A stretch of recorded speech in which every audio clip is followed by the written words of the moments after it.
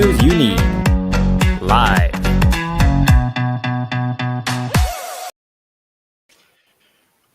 Well, hello there, and we're back again. It only seems like yesterday I was on this show, Glenn. The weeks are flying, and it'll be Christmas before you know. Anyway, you're listening to The Locker Room on Indie Live, and you're watching us, you lucky people, on Independence Live. My name, of course, it gives that away, Mike McTune, and Graham D. He doesn't want the police to know his second name, so I'll tell you anyway. It's Duffy.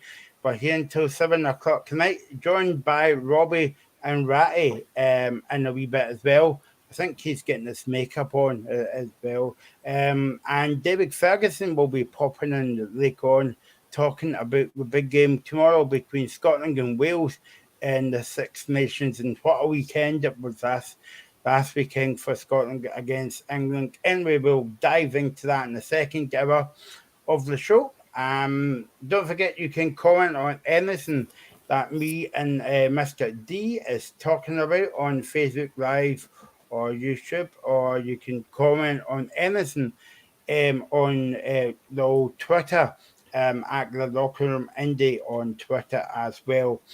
Graham, so it's a different week. Well, I was going to say it's a different weekend, but it's the same weekend. It's a different weekend in terms of there's no SPFL action. It is Scottish Cup action as well. Yeah, looking forward to it. Starting tonight with Hearts away at Hamilton. I said before we came on that this game slightly worries me because it's a game we should win. But, you know, team bottom of the championship with nothing really, there's no real massive pressure on them. And John Rankin, an ex-Jambo there as well. So, and Dylan McGowan as well, who used to play for Hearts. So there's a bit of a Hearts connection there. I know there's about 3,500 Hearts fans going to the game as well. So it'll feel like a home game. But yeah, you know, I said this last week, that Scottish Cup weekend still for me is massive. It still brings a buzz of that excitement. But whether I'm still feeling that after the game today, we'll soon be told. Yeah, no, exactly. Good evening to the number one fan, apart from my mum and dad. Hasby Scumberly hi commented as well, so thanks for watching as well.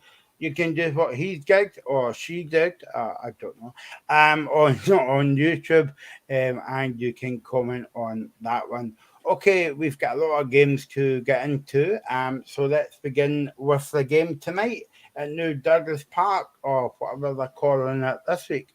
It's Hamilton against Hearts, and the two. Yeah, I think you'll like this game. That it's the two H's. It's starting the Scottish Cup weekend. It only took me about 15 seconds to work that one out. So what do you make of this game? And well, first of all, on a plastic park. So I'll be interested to see how Hearts copes on that. But you were saying it's not a bag surface, because we're used to seeing Livingston. I think St Johnson's got one as well. Is that right? No, or am I just making that one up? St John's, Livingston, and Kilmarnock. I think Kilmarnock's got the worst one actually. But what do you make of the game tonight overall, Graham? I mean, it's a game that Hearts should win. There's no doubt about that. But cup football can provide shocks, as if Robbie can get on, I'm sure we'll know because he's an Aberdeen fan, so he'll be still raging about Darvel. But it can cause a few shocks. So I'm expecting a difficult game. I think I've seen a few folk on Twitter, Hearts fans, saying that Robbie might make a few changes tonight. I hope he doesn't. I think we've got to take this seriously. We can't underestimate Hamilton. Lawrence Shankland suspended, obviously, after they sent off in the last round, which was an absolute joke, to be honest. But there we go. But yeah, I think it'll be a difficult game. I would like, and I say this a lot, I would like Hearts to start the game well, start on the front foot. We've not done that recently, and that game against United last week, for the first half, Hearts were dreadful last week, as were against Rangers the previous week. So I would like to start the game well. But it's a game that I think we should be winning comfortably. But do you know what? Right now, I would take a scrappy 1-0 win just to get through. I know the draw for the next round's on Monday, so I would take a scrappy win just to get through. But Hamilton have had a game on Wednesday as well in the Challenge Cup, and I don't think they went to extra time in that game. So, I don't know how fit these guys will be. But yeah, I mean, the plastic pitch, I have seen it. It does look better than what we've got in the Premier League. I'm still not a fan of plastic pitches, in all honesty, but that's just my opinion. But I think it will be a difficult game. But I'm expecting probably maybe 2 changes to Hearts team tonight. If there's any more, I'll be disappointed, because we can't afford to underestimate Hamilton. Yes, they are bottom of the Championship. They got a draw with Dundee last week. It'll be a difficult game. But if Hearts set up right, we've got the right approach, then we should be going through this tie. Yeah, of course, the team news will come out about 25 to 7, and we will give you the team news when we come to the end of the show. I'm just looking at the Championship table, Graham. It's hard to believe that Hamilton's at the bottom of the table. Yeah, no, I mean, sometimes you look at teams and think they're in a false position. Like I said this last week again, that I thought Dundee United played quite well last week. And under Liam Fox, I think they've actually looked a decent side, but they're just not picking up results. And I think that might be the case for John Rankin as well. I think Hamilton are playing some decent stuff to try and get the ball down and play the ball on the deck, but they've just not really had the results. So, tonight is essentially a free hit for them. They can come out and they can have a go. And listen, if Hamilton play like they can do at home, they can cause Hearts problems. But I mean, this generally is a game that Hearts should be winning comfortably. But it does give me the fear. I'm not going to lie. Playing these teams, I wish it was at Tynecastle. If it was at Tynecastle, I think we'd win this game comfortably. But away from home, I'm just not as convinced. There's a man himself, it's Robbie Ratty. How are you, Robbie? Very well, thanks. Good to be back on the show. Yeah. Sorry I'm late. A bit of technical problems, but here nonetheless. I thought you were getting your makeup on for the show. Yeah. Maybe that as well, Mr. McEwen. Yeah, we don't need any. I guess you Botox. Anyway, back to the football. So Robbie Nielsen was saying yesterday that there's no doubt we're favourite for the game, hence the reason why the game's on TV. Because people think that there's going to be a slap up to make sure there isn't. So, I think Robbie Nielsen's been a bit honest there about the game tonight. But I mean, as we were saying before you come on, Robbie, it's a one-off game. Anything could happen. Yeah, absolutely. And that game stands out to me because Hamilton have picked up the form significantly. They haven't lost in 6 matches. And then Hearts are unbeaten in 5 away games. So it sets up for a pulsating match. And I'm looking forward to tuning in at 7:45 for the game. And I think it will be a lot closer. I think Hearts, even though they're running away in 3rd place, it can be a bit Jekyll and Hyde at times, like with the performances. So it'll be interesting to see if they run away with it or if Hamilton can give them a good game, which I'd probably like to see. Yeah, no, it should be a good game, and it'll be good to see Hamilton back on TV to them, because obviously we've not saw them for a wee while, apart from the kind of old championship game in the Friday night. But we were that used to seeing them in the SPFL. What was it? 4 seasons ago now, or maybe 5 seasons ago. I mean, even though that they're sitting at the bottom of the table, it's a one-off game, and anything could happen. Yeah, now that Robbie's kind of said that they've picked up, it gives me even more of a fear for tonight. But yeah, I mean, they are essentially a Premier League team. I think they are in kind of a false position. I think they have tried to play some decent stuff, and I think John Rankin's a decent coach. They've got some decent players there as well. So, yeah, I mean, it could be a decent game tonight. But as I said, I will quite happily now take a scrappy 1-0 win. I would like to think that's not going to be the case. I'd like to think that Hearts will have this game wrapped up by half-time. I know that's not going to happen. So I think, again, as I said earlier on, I think there's a lot of Hearts folk on Twitter thinking that Robbie Nielsen should make a few changes for this game. I really don't agree. I think we need to keep it as close to full strength as possible. We can't afford to take Hamilton lightly. So I'd imagine that Robert Snodgrass would play. Somebody actually said that Ross Stewart should play in goal. I said last night I'd rather have a traffic cone in goal than Ross Stewart. That guy's dreadful. So, yeah, I think we need to play as close to full strength as possible. I think the big blow for me is not having Lawrence Shankland. But Stephen Humphries will come back in. And after that wonder goal last week, he'll be full of confidence. I'd expect Garan Qual to start, potentially maybe Yutaro Oda as well. So, yeah, I think whatever team play goes on that pitch tonight should be good enough to win this game. But as I say, there's nothing really. Hamilton have, they're not expected to win this game. They can go out as a free hit for them. So that makes it more dangerous. But Hearts should be getting through this tie. Robbie, something else Robbie Nielsen said yesterday. He says when you go into cup competitions, it's away in Scotland because it's very difficult to win the league.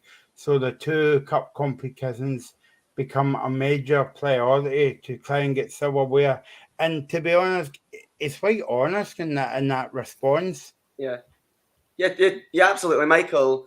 And I think we can all acknowledge that Celtic and Rangers, with the resources and finances they've got, they're going to run away with the title every season, which begs the question, why does the other teams turn up? But then when it comes to cup games, it's a one-off. And as Graham alludes to quite rightly, you should play your strongest 11 because as an Aberdeen fan, we've been caught out twice now for taking teams easy. Wraith Rovers and then Darvel, unfortunately, both times didn't play full-strength sides and it backfired. So I think Hearts, they expected to beat Hamilton, but Hamilton haven't lost since a 1-0 to United on the 7th of January. So over a month since Hamilton last lost the game. So it probably is a false position for them. And Hearts, a massive club, arguably 3rd or 4th biggest club in Scotland. They'll be wanting to put silverware back on that Tynecastle trophy cabinet again very shortly. And what better opportunity to do it than this season? Yeah, and I take it Graham doesn't want to make you say this, but hey, I'll say it anyway. Do you think John Rankin's team will have his team up for the game? Not because it's live on TV, but it's against his former team. I don't think that'll matter. I think if you kind of get yourself up for a Scottish Cup game, you shouldn't be playing, no matter who you're playing against. And I think the fact that Rankin was at Hearts as a coach previously, I don't think that'll have any bearing on the game at all. And as I said, the fact they've got Dylan McGowan, an ex-Jambo there as well, I don't think that'll have any bearing on the game either. This is a game that I think John Rankin has already said himself. It is pretty much a free hit, but I don't think they'll go out there with that, that thought. They'll want to try and win the game. I don't know what the crowd's going to be like tonight. As I said, I know that Hearts have got about 3,500 fans there tonight. I don't know what the home crowd will be like. But it should be a decent game. As I say, that pitch actually does look quite a decent pitch for a plastic pitch. So it should be a decent game. Hearts hopefully will get the ball down and play. Hamilton get the ball down and play. And Hearts' quality in the end should show. But as I say, I'm more nervous for this one than I was for the Hibs game, which does sound bizarre. But it's only Hibs, so I expect to beat them. But a game like tonight, I genuinely don't know what to expect tonight. Yeah, Robbie, I'm looking forward to this game because, as I was saying to Graham, if this game was at Tynecastle, you would be expecting to be a 3 o'clock kickoff, not on the TV. But as Robbie said in this press conference yesterday, that everybody is expecting a banana skin because it's away from home and on that plastic park as well.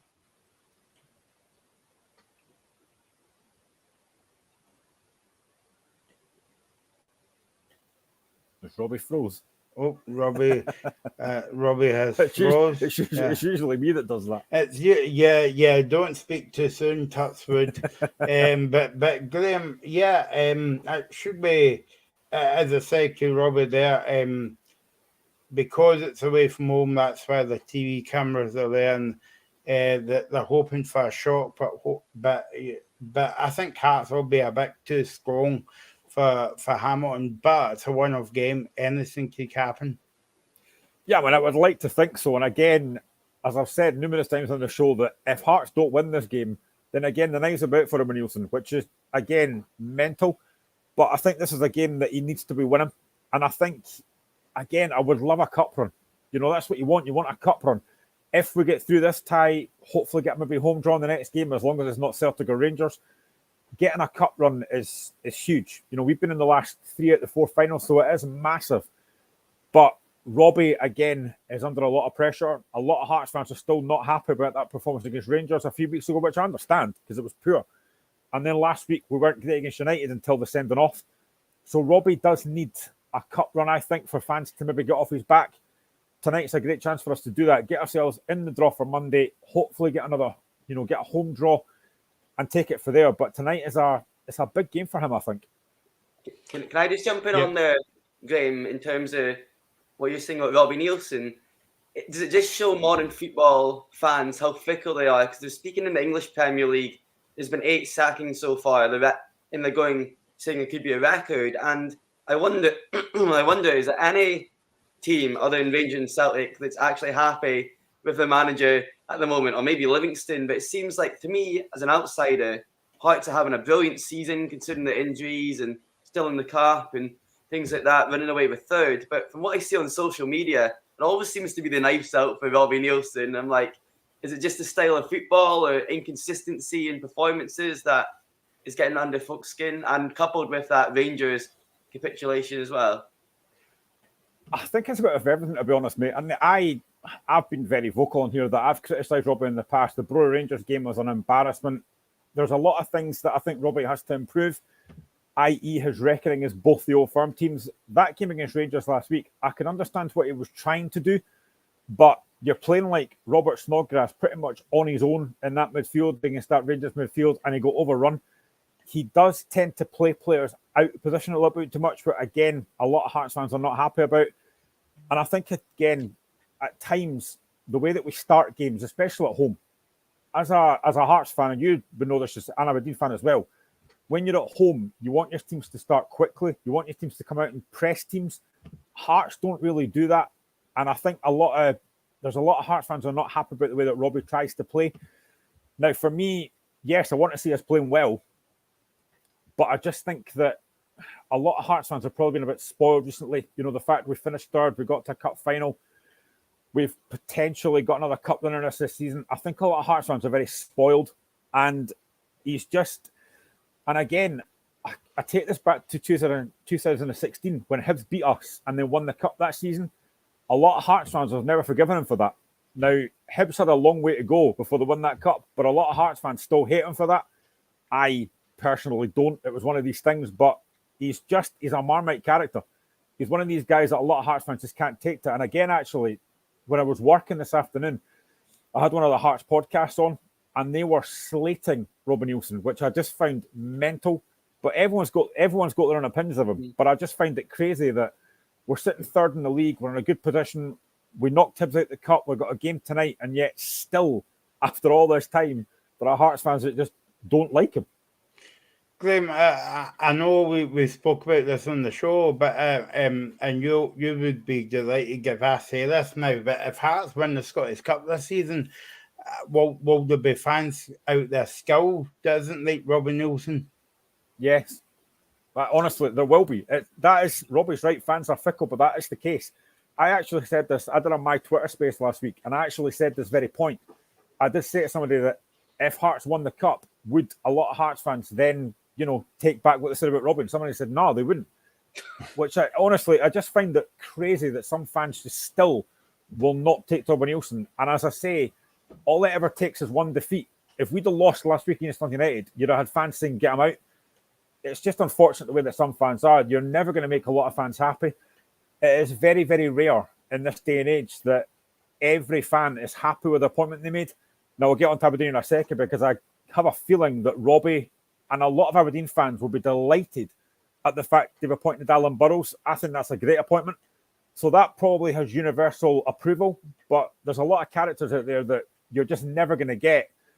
You're never going to get every fan agreeing on something. And honestly, I just find it crazy that even now, some Hearts fans just will not take to Robbie Neilson. Let's move on now to the other big game tomorrow. I'm saying this a bit tongue-in-cheek, Graham, because we were talking about before we come on the air, and we were saying that there's not a standout game tomorrow. But Ayr United against Elgin City, Robbie, that looked very appealing, that game. Yeah. I hope there's no any Ayr United fans or Elgin City fans watching that game. I was being a bit sarcastic there, as I always do now and again. So what do you make of this game, Robbie? Yeah, well, these are the sort of games the Scottish Cup's all about for me. Elgin City, it's quite a trek for them, all the way up near the Highlands, going down to Somerset Park, but they'll be up for it. But stats obviously all favour the Championship team. Ayr United are flying high, a bit inconsistent, but they're still in that promotion push. And then you look at Elgin; they haven't kept a clean sheet in the last 5 matches, and Ayr's beat Elgin both times they've previously met as well. So it's an interesting one, but one-off cup games, just never know what could happen. I think if, as you speak about starting well when you're at home, if Ayr get an early goal, it could be 4-5-0. But if Elgin do maybe what Dival done and just fight for every second ball and just play like it's the cup final, then you just never know in a one-off cup game what might happen. So it's another one that you say tie around, but when there's a couple of leagues between teams, sometimes that's quite intriguing because I think in the Scottish football pyramid is often not too much between sometimes a Championship team in League One or Championship in League Two on their day. So you want to watch anyway. I've been quite obviously Ayr United's come up to the Championship this season, Robbie, and I've been quite impressed by Ayr United this season. That the times that I've saw them on the TV, like South Africa United, they were on the telly. They're a good team and a good team and a good manager as well. Yeah, I think you're right there, Michael, with Ayr, in terms of they've got the house in gear behind the scenes as well. It seems like they're doing a lot in the community. They've got guys behind the scenes who everyone's singing for the same hymn sheet, so it's no surprise to see them up. But the 4 points off top, Queen's Park seem to be running away with that at the moment. But just being second in that division ahead of the likes of Dundee says a lot for Ayr, and if they can keep a hold of the key players, I think Deepo Akinyemi, there was a £250,000 bid knocked back for him the other day, or in January that they knocked back. So now they've kept a hold of him. That could be the difference between promotion and staying at the Championship, because I'd quite like to, as someone that stays down in there, I'd quite like to see them promoted this season and be in the top flight. It's quite a nice ground at Somerset as well, like old school with a terrace. And that's a fair point that Robbie's made, and about teams that has gone down, the likes of Ayr United and Morton was in the fight a couple of seasons ago as well, and that's a good point, Glenn, because we haven't actually we haven't saw, because I'm just 21, plus 21 plus 21, but you've never saw teams like that coming up in terms of playing against the big boys in the SPFL. So it would be good to see kind of like Ayr United, and Robbie was saying that it's a nice wee game, and you kind of like it to the Scottish Cup sometimes, because when you're watching it on the telly, whether it's live or in the highlights package, you've just got that feel about the game that something might happen there and a bit of a shock, and and all that. And I think Ayr United, Robbie might tell me if I'm wrong here or whatever, but Ayr United's got a decent fan base, I think. Yeah, I'd say so, considering we all know the problem throughout Scotland with people supporting Rangers and Celtic. I think there's a good core, maybe 1,500-2,000 Ayr United fans, and that's in the Championship. And like anything, if a team's doing well, or like a cup game, like I was there, to be fair, that was during COVID when I was there for the Hearts game, but you could tell there was that potential within the fan base and within the club that they can attract. Because I think Ayr is the same sort of population as Kilmarnock, and you see what Kilmarnock managed to attract under Steve Clarke. So there's no reason why, if Ayr did maybe go on a Scottish Cup run, because they beat Elgin, which they're favourites to do, then I think they'd be in the quarterfinals. So Yeah. That's massive for them. And then a playoff push as well. Like, it might start attracting the next breed of supporters along. But yeah, they get, for that level, they get a decent enough support for sure. And Graham Robbie's right in a way that if Ayr United get through at the quarterfinals, they would be hoping for a home game against one of the big two, because you guarantee it gets on the TV. Yeah, we've got a few comments actually. Ashbury Stumble. The Jags are going to hammer the Gers for you, Graham. And Azalino, who commented last week actually, Ayr United St Mirren games are always good. Yeah, I mean, this is why I like the Scottish Cup, because you get these like old-fashioned grounds that you don't get that now in the Premier League, unfortunately. I love standing behind the barriers and stuff when I was younger. And Ayr United still has that. Somerset Park's got that. Gayfield's got that. There's a lot of these grounds that have still got the old-fashioned bit. And I said last week, I understand why teams had to change because of Hillsborough and stuff, but I still kind of like the old-fashioned bit where you can go to the grounds and you can stand behind the barriers. And yeah, I mean, if Ayr United were to come up, I think that would be great. But I am still a massive, massive advocate for Queen's Park getting promoted. I think that would be fantastic if they could come up. But again, as Robbie said, if Ayr United could win on Saturday, which you would expect them to do, but you never know, then being in a quarter-final would be incredible. And you never know the luck of the draw. Imagine Ayr United getting the semi-final. That would be incredible. And I think, again, Ayr United, Elgin City, it's not maybe a massive standout tie, but for one of these teams to be in the next round would be absolutely fantastic. And I think in terms of Dipo Akinyemi, I am genuinely surprised he's still there. I thought he would have gone in the transfer window. And I mean, I don't know if Robbie would agree with us or not, but do you think that Dipo Akinyemi could make the step up to the Premier League? Do you think, even like your team and Aberdeen or Hearts, would he be a decent addition for one of them? Yeah, absolutely. I was shocked because I wrote an article just before the transfer window of like the 5 championship players that might be looking to make a step up in January, and he was like top of the list. I thought that someone, because his teams that are struggling to find goals, or even look at Dundee United, lose Tony Watt and Nicky Clark. Maybe the voluntary lost them on loan, but you think, why not take a chance on someone if you've got a natural finisher, you can score goals in one team or one league. I don't see why they wouldn't be able to do it in the top league either, because you're probably getting more service. So I totally agree that I would have, maybe not Aberdeen, but I'm surprised that he didn't get a move. And just on a side note on goal scorers, the Scottish Cup top goal scorer so far this season is Elgin City's Kane Hester. So he's one to watch, considering that he's leading the goal scoring charts up again before they play against there. Yeah, I was going to say that Hester's a very good player. Actually, he's been around for a while. I mean, he's still only 27, I think, but he's a natural proven goal scorer. But again, you kind of see that a lot of teams in the Premier League, they don't tend to go for these guys because they think, they're only going to score goals at lower league level. But actually, you know what? If you can score goals, it's a very difficult thing to do. And if you can score goals no matter what level you're at, get them in. And I think Dipo Akinyemi, and as I said this about John Newbley as well, I think John Newbley is a better player than Livingston. I think he could easily make the step up to a bigger team. Maybe not Celtic and Rangers, but Hearts, Aberdeen, Hibs. Why not take a look at guys like that? Newbley and Akinyemi, they're big guys, but they're quick. They've got that bit of pace about it, and there's something about these guys. And I just think, do you know what? Give them a chance at a bigger club, and I think they would do well.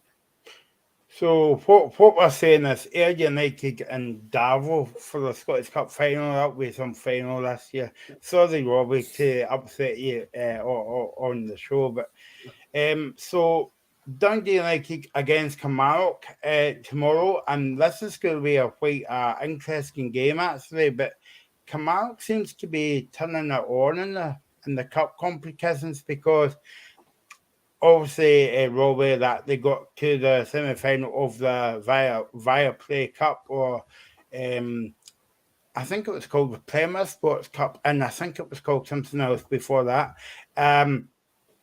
But Tony Docherty, the assistant manager at Kilmarnock, was doing his press conference yesterday. He said that everybody is looking forward to the game. The cup is important. The boys have had a taste of it when they got to the semi-final against Celtic this season, but we want to go a bit further this season.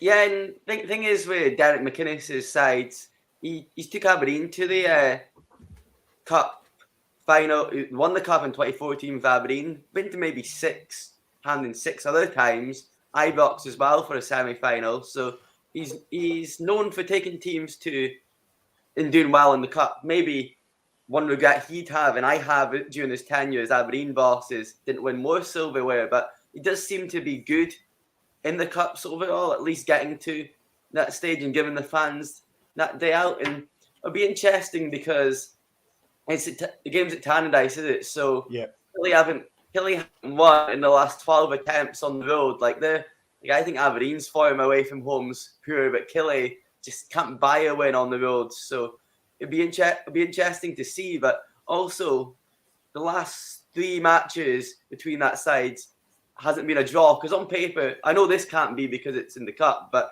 on paper you think all Premiership side tie, you think it's got to be really tight, and I think it's like 1 goal separated the sides each of the last 3 times they played. So it's definitely got to be one of those that who wants it more. Can Killie turn the form around? Because they've got players in the ranks that can do so, but I just wonder how much they're going to rue losing Kyle Lafferty. Obviously signed for Linfield the other day. Derek McInnes didn't seem too happy that it was the board that sanctioned the move. And we talk about teams needing goal scorers. Could have Killie just been needing to look about half an hour away to sign a goal scorer, aka Akinyemi.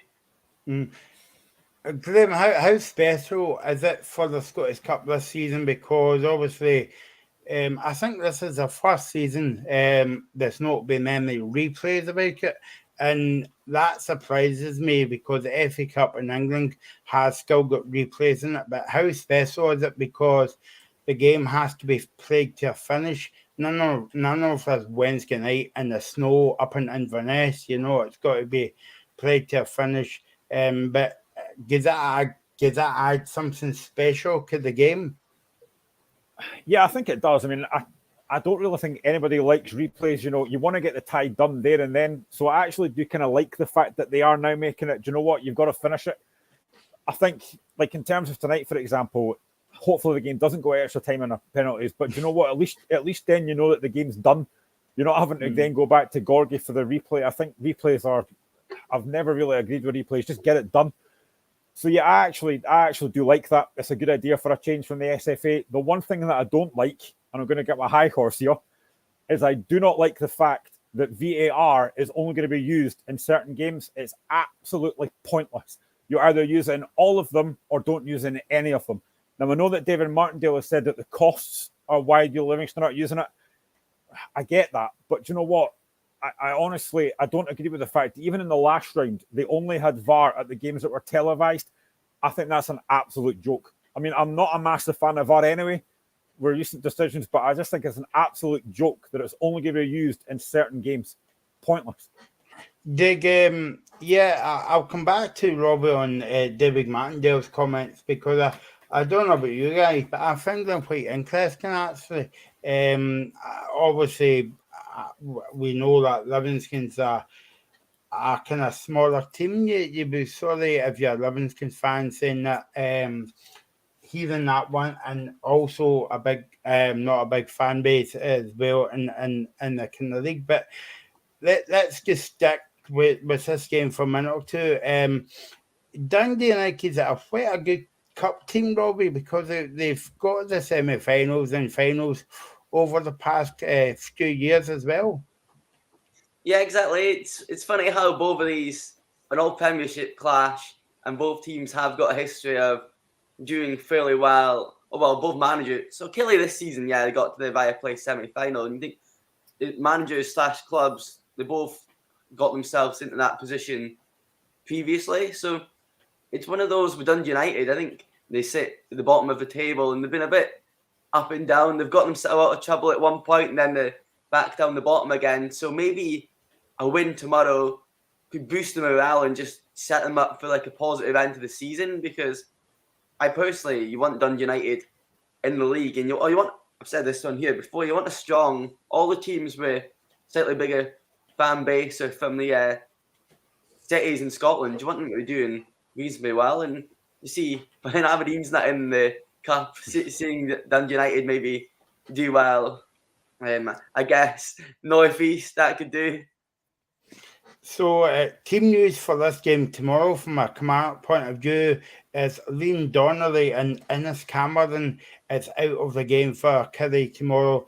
Apart from that, the squad is fine. Dundee United, everybody is fighting fit to go for this game, Graham. And I suppose it's like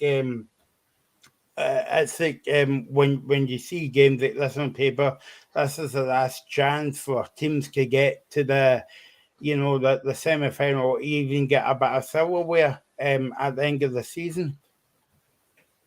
Yeah, absolutely. And I think, I watched United last week, obviously, against Hearts, and I thought they were very impressive. For the first half, they were excellent until Ryan Edwards got sent off. I honestly can't believe they appealed that. What was the point in that? But yeah, I thought they were very impressive. I thought Stephen Fletcher was excellent. I think United are a decent side. And as I said earlier, I think they're in a false position. I think Liam Fox has done a very good job there. I think Stephen Fletcher for me has been a huge, huge addition to them. He holds the ball up really well. His experience up front has been really good. I think United will win tomorrow. I'm still not seeing enough from Kilmarnock. They were awful against Livingston last week. The basis of that first half hour, the game was finished. And I am gobsmacked that they let Kyle Lafferty go and didn't replace him. They've only got really Darius Vassell up front. Christian Deutsch, who did score last week, but again, he's not been overly impressive. So I'm very surprised that they didn't strengthen the window. And why they let Lafferty go, I've got no idea. Obviously, Ollie Shaw's away on loan, but I never really thought he was good enough for the Premiership, I'm going to be honest. So yeah, I think Kilmarnock have got a few issues there. And I honestly think at the moment, looking at it on paper, I think United, for me, will win that game. It'll be difficult, but I just think United look, for me, that they've got more than enough to get through that tie. Right, Robbie, this is the time on the show every week where we let Graham on his high horse and we'll speak about VAR. Before we get into... I think we'll have a few technical... I don't know if the technical gift at my end here or... Oh, are we back with Michael? Yeah, we're back, yeah. It's just because I was letting you loose on your high horse there, Graham. Before we get into this game, Livingston and Inverness, Robbie, would you agree with me that obviously it's not fair, and the smaller teams, the likes of Darvo and Aberdeen, that are weak in the cup, and they don't have VAR, but would it make more sense for VAR to come into play for the semi-finals and the finals? Yeah, I think I have the viewpoint that it needs to be in place throughout for every single tie or not at all. Yeah. And that's the thing. Maybe not have it in it. If they can't afford to have it at games, you can't have it at some and then not others, because that's giving people potentially an unfair advantage. So you think to yourself, maybe just scrap it completely until we get to a point where we can afford to do so, and then just introduce it when it comes to the hand and show pieces. But then again, the Viaplay semi-final between Aberdeen and Rangers, the VAR went down for about 8 minutes, so that's even possible to go wrong. And I know we speak of Livingston, so David Martindale's comment saying, I don't see the point in VAR and cut matches. I'd probably echo that. He's saying lose us more money, but I can see his point of view, because we're seeing so much inconsistent decisions as it is with VAR, then if you happen to voluntarily pay extra if you want it, if you're not a televised game, then it's just a shambles, really. And it doesn't seem really fair. Like, there's not much sporting integrity to it if it's only in some and not on the other. And I did see Inverness were willing to pay it. It was Livingston. It was like, no. Graham, do you agree with David Martindale's comments about VAR? We can't afford to, and I know that we're going through the cost of living crisis and all the rest of it, But do you agree with his comments there?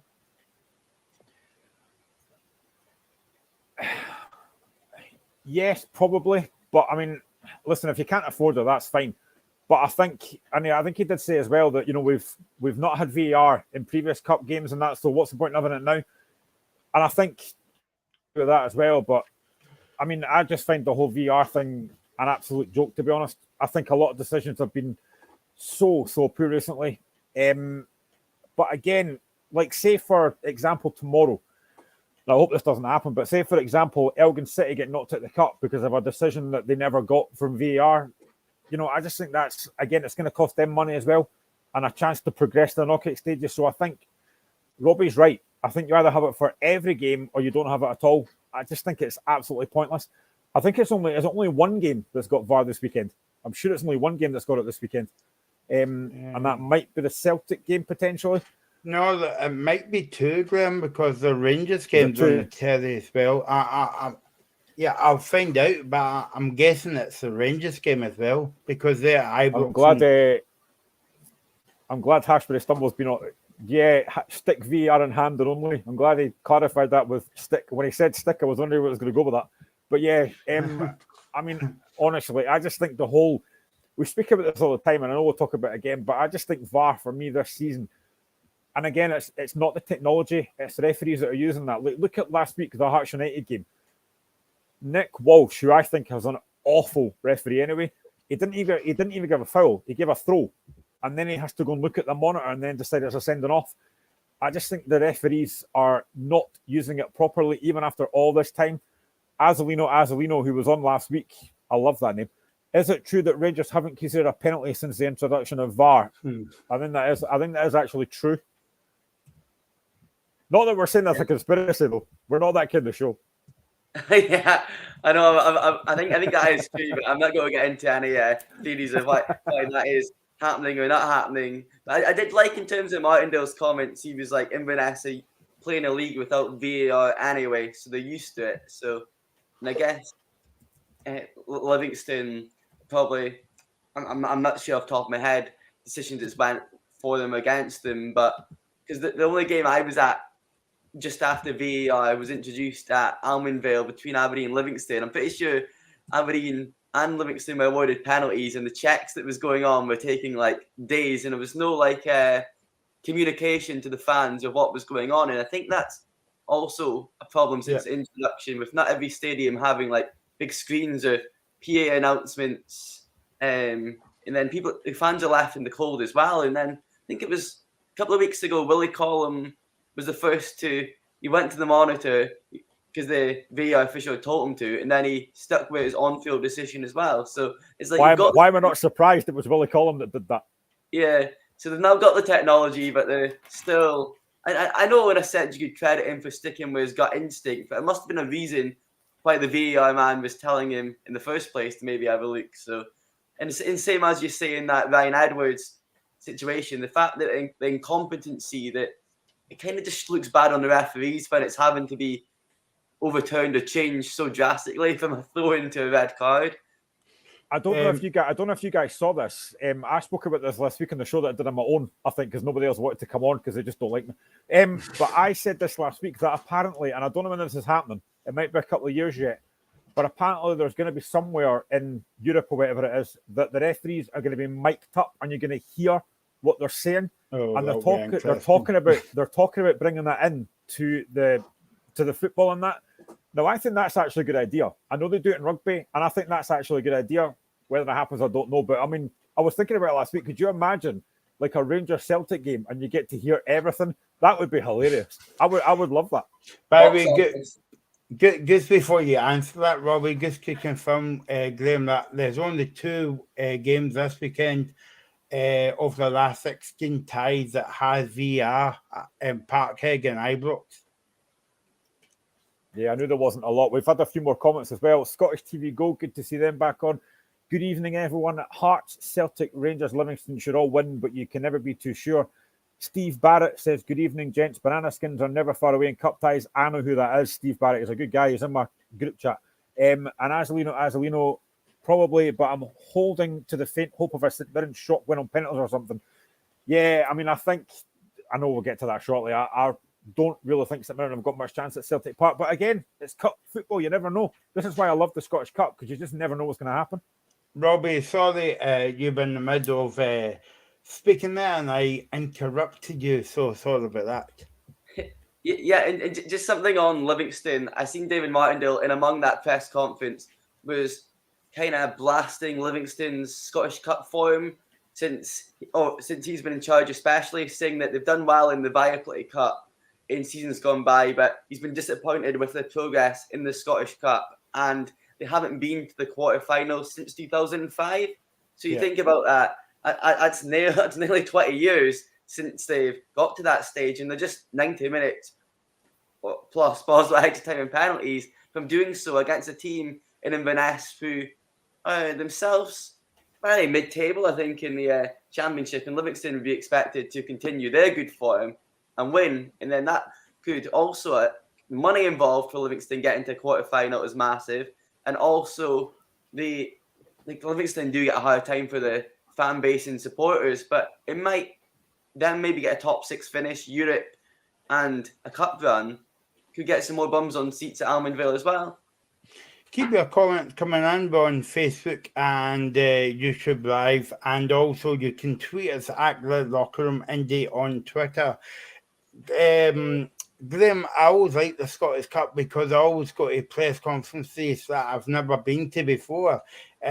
So I dipped into the press conference up in Inverness yesterday. Billy Dawgs, the manager, and he was talking about the game, and he says it is a good opportunity. For us to get to the quarterfinals, but and enjoy the game. We need to play with energy, and we need to be at our very best. But on our day, we can give teams like Livingston a good game, and also it was actually it was actually giving the Inverness secondary a lot of credit for them to get to the game, because obviously because of Queen's Park played an eligible player for the game, so it was full of praise and about the Queen about the Inverness director as well. But as Billy Dawgs went on to say that he's quite surprised that they're back in the cup, but he said that we're back in the cup, but we need to win the game now.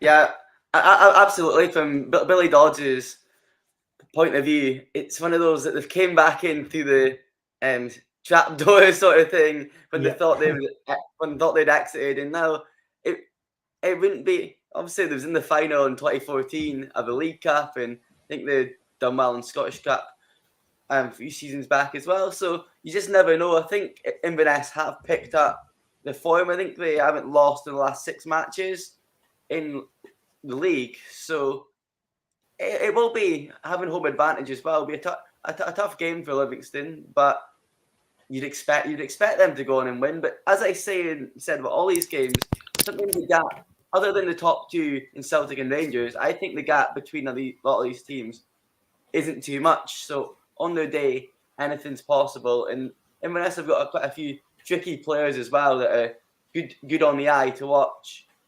Robbie, Inverness, you were asking where Inverness is in the table. They're lying 6th in the division at the moment, behind Raith Rovers is in 5th place, and Morton is in 7th place as well. But anything to happen? Just ask any Celtic fans a few years ago. They went to Parkhead, and I think a certain newspaper made a kind of like funny headline and stuff. I'm not going to mention the paper because Robbie might go away here. But yeah, so anything could happen, Graham. It's a one-off game. Yeah, absolutely. And I still remember that headline as well. Super Cali go ballistic, Celtic are atrocious. That is etched in my memory. What a great picture that was. Yeah, I mean, this honestly, cup football is brilliant. You just never know what to expect. Yes, the favourites should win, but you just never know. And I think for me, I mean, I kind of do think that Livingston should win this game, but I think that, Cali are a decent side. Cali can go there, and a bit like Hamilton tonight, they know that they're maybe underdogs, but underdogs can win sometimes, as unfortunately Robbie will know with Darvel. Sorry, Robbie. But yeah, it could be a decent game, but I just think that Livingston might have more than enough, and especially, Joe Nubley, I just think he is such a good player, and he could cause anybody problems. And if Inverness can kind of control him, they've got a chance. But I just think Livingston at home, the way they play last week, they were excellent against Kilmarnock last week. I just think Livingston will probably have more than enough to win that. The next game we're going to talk about tonight is Ray Rovers and Motherwell. But as you guys know, the headline has been off the park this week because Aaron Burrows has been moved to Aberdeen. And listening to Stevie Hamill today, I don't know if you got a chance to watch him, Robbie, before you come on. But apparently it was on the cards for a few months that he was going to go. So before we speak about the Ray Rovers Motherwell game, what's your take on Aaron Burrows going up to Aberdeen? Oh, I'm absolutely delighted Aberdeen managed to get him. I think he's probably one of the most well-respected chief executives in Scottish football for what he does on and off the park, just the way he engages with supporters and the community and the media. He just seems to have broken a lot of records in a positive way at Motherwell. And to be honest, it came, and I've seen this from other respected journalists and people close to Aberdeen, came so out of the blue. Everyone knew Burrows was leaving Motherwell, and it was cited stress reasons and things like that. And people, obviously Aberdeen fans, I called on shows before and said I think Aberdeen should get Leanne Dempster or Alan Burrows as chief executive, but there was no rumours of any restructure behind the scenes or that was going to happen. And then I actually had to check that it wasn't a fake, because you know what people like to do on Twitter, create fake accounts. I had to actually check it wasn't a fake account when I seen Burrows had been appointed. And I think that's a big coup for Aberdeen, because the fact that I know Aberdeen are a bigger club than Motherwell, but he is Motherwell through and through, and he's leaving them. I thought he'd maybe go down to England, if anything, but to lure him up to the North East, I think that is a positive thing.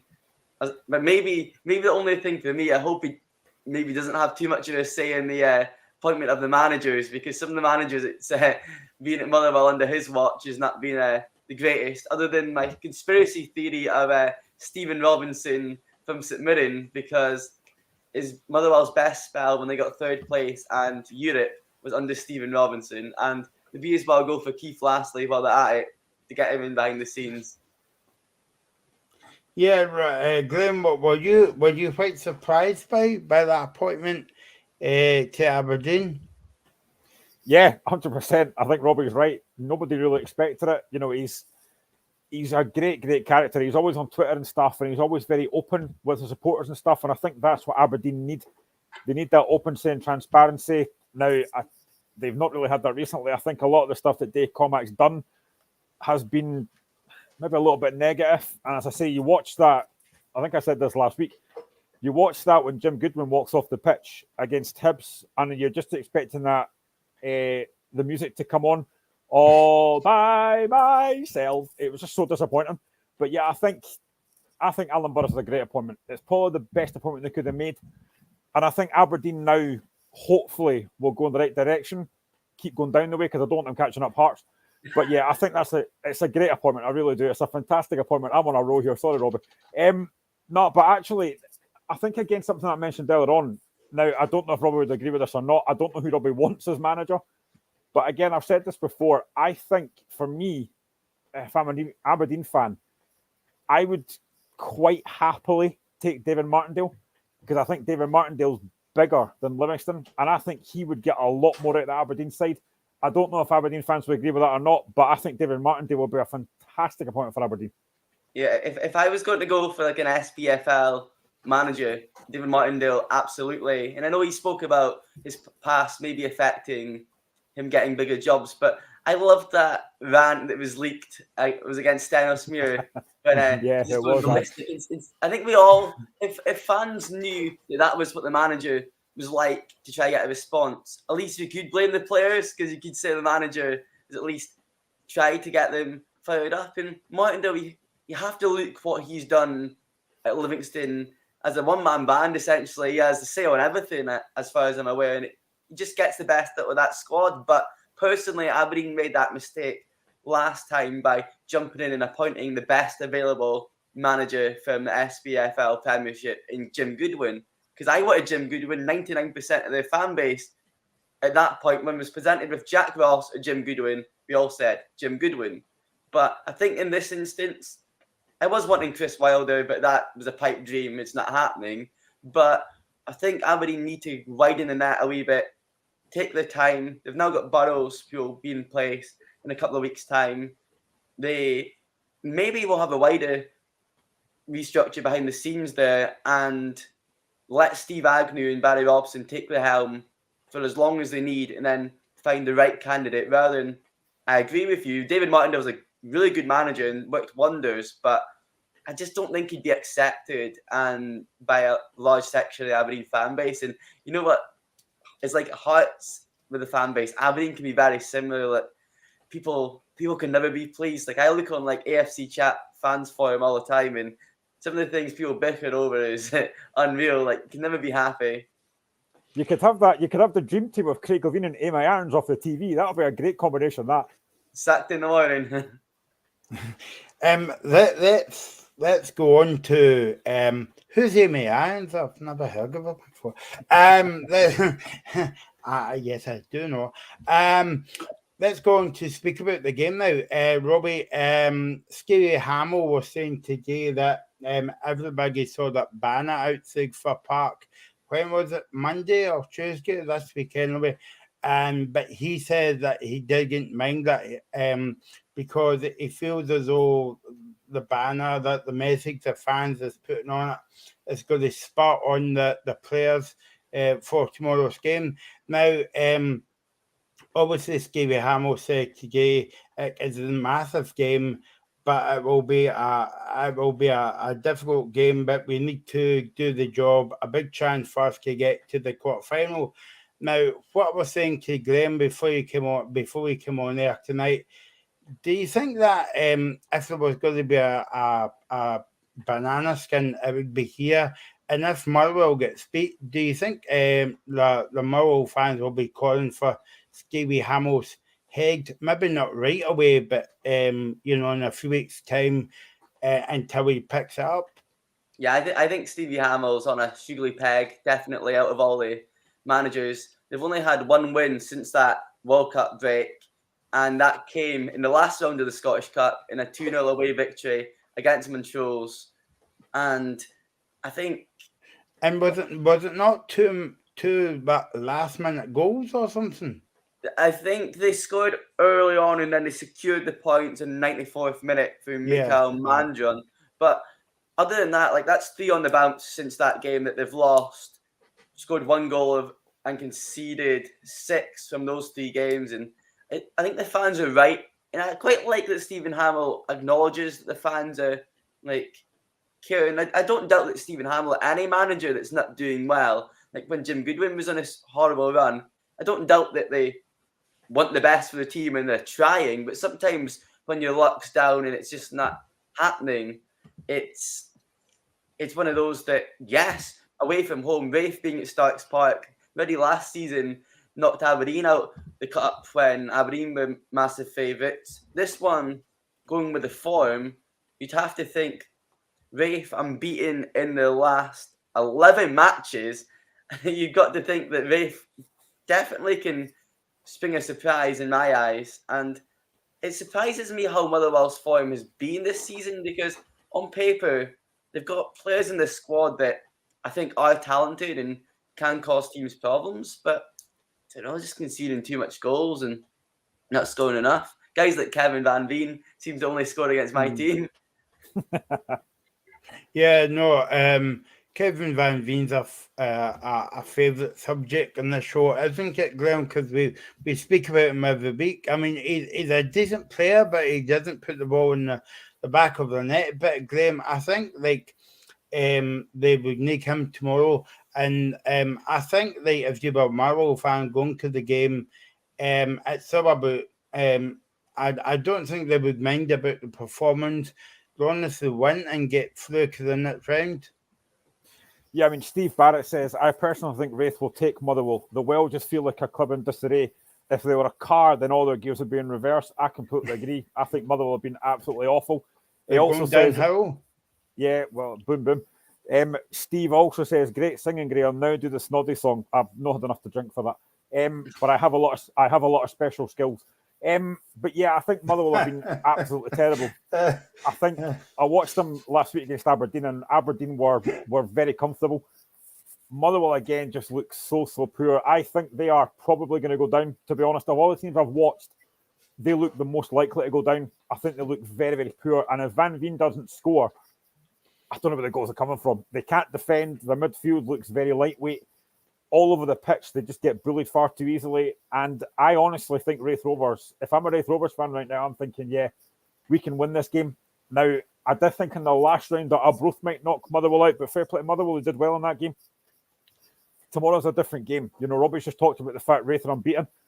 It's a big game for Motherwell tomorrow. And I think if they lose this game, I think you'll be looking at the next manager out the door. Because, listen, Motherwell fans, that banner, that's fine, and I get it. But for me, Stevie Hamill looks like he's under a lot of pressure. And if they get knocked out tomorrow, that's just going to intensify. And I think generally, I said this last week as well, I actually fancy Wraith to win this. I think they will beat Motherwell.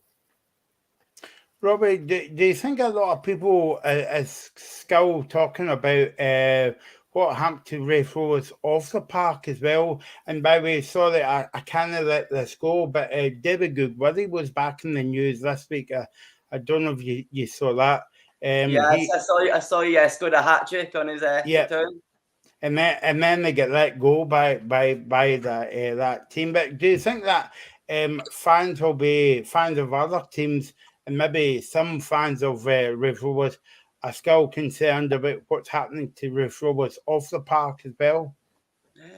Probably it'll be a selection. Of supporters probably still scarred by what happened last January with that move, but you think they probably will, on the utmost, have moved on from that. And as I say, 11 unbeaten, a lot of draws, but Wraith in the league are just a point off the playoff spots, and I think they are, I'd say, in for the shout of having that late push for promotion and could even be in the quarterfinal of the Cup. So I think the on-field stuff should overshadow what happened with David Goodwillie, but it's not saying that it's right and that people should just forget about it completely, because absolutely it has tarnished their club in a sense. Graham, who says we don't plan the show right? So we asked David Ferguson to come on to speak about the Scotland game tomorrow against Wales, and we're speaking about his team, that's Celtic against Midland. So this show all gets put together in a wee phone box, you know. So welcome, Dave. Thanks for coming on. Good to see you guys. How is everyone tonight? Yeah, not bad. Very well, mate. Good to see you. Good. Oh, good. Even better now that you're on, Dave, because somebody's actually already said, hand pink waving, hello, David. That was Hashbury Stumble. So you're getting a welcome here from Hashbury Stumble. Excellent. Delighted. Thanks for welcoming me. Do you have any furniture in your house, Graham, that isn't maroon? Honestly, no. That's something else. Deary me. I don't wear anything green. Yeah, I can imagine. You must have just a select part of IKEA that you go to for your furniture. That's just the maroon section. Just as well, this is not the BBC oil, so we would have to say other shops are available, but it's not, so we can get away with that, Dave. So, moving on to speak about your beloved Midland tomorrow, 5:30 kickoff. First of all, 5:30 kickoff on the Saturday night. I know some fans on social media are a bit saying, 5:30, that's a bit of a weird kind of kickoff time for the game tomorrow night. What about 5:30? Do you think it's okay for a game night against Celtic? It's a nightmare. Absolute nightmare. 3 o'clock or evening kickoff, 7, half 7. These stupid kickoffs in between do my head in, to be honest, Michael. And particularly tomorrow, when, as you know, I left Paisley a number of years ago and ended up in the Borders, and ended up learning a bit about the oval ball as well, which is what we're going to talk about. And the clash tomorrow of Celtic St Mirren and Scotland Wales is a nightmare for somebody who likes more than just football. So yeah, it's not good for us. But that's a tartan. It's not a Ferguson tartan behind me, Hashbury Stumble. It is actually the Doddy Weir tartan. So because the Scotland-Wales game tomorrow, they're playing for the Doddy Weir Cup, Doddy Weir Trophy, and there's an intrepid band of 200 cyclists making their way. They've made their way from Cardiff to Murrayfield, led by Rob Wainwright, former Scotland captain, with the match ball. And having been in Rob Wainwright's company before, how he manages to get through that many towns and villages through England and Scotland and is still sober to ride his bike into Murrayfield is a bit of a mystery to me. The man likes his whiskey, that's for sure. And so that's a big game with remembering Doddy Weir tomorrow. And so that's the occasion, having a Doddy Weir tartan, who many people will remember have seen Doddy wearing that incredible suit that you couldn't miss of blue and yellow. So that's what's in the background today. But yeah, I mean, it's a difficult one with sport, and obviously football and rugby they don't tend to care much about each other. And we know, the games have been put on for TV, football tomorrow night, but it's disappointing. And for St Mirren being the only team that have beaten Celtic domestically this year, just in case you never heard me say that, Michael, St Mirren have been the only team to beat Celtic domestically this year. It's Get my headphones on. I can't hear you, Dave. It's a game. It'll be an interesting game because St Mirren traditionally, we did it against Rangers last year. We knocked them out of the League Cup. In recent years, we've beaten Rangers and beaten Celtic, and then of course you go and play them afterwards, and you get stuffed. And we've played them at Parkhead since that game, and we lost quite convincingly.